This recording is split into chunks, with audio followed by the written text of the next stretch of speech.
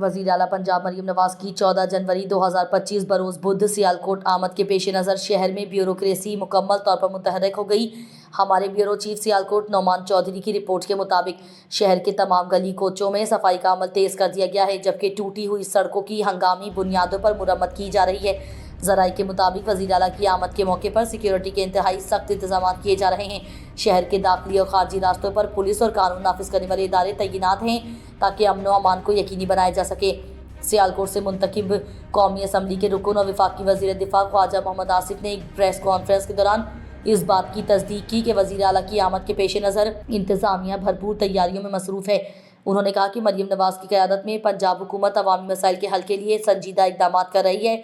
शहर की आवाम ने उन इंतज़ामात को खुशाइंद करार दिया है, ताकि ताहम कुछ हल्के ये सवाल भी उठा रहे हैं कि ऐसे इक़दामात आम दिनों में क्यों नहीं किए जाते। आवाम ने उम्मीद ज़ाहिर की है कि वज़ीर आला की इस दौरे से सियालकोट की तरक्की और शहरी सहूलियात में मज़ीद बेहतरी आएगी।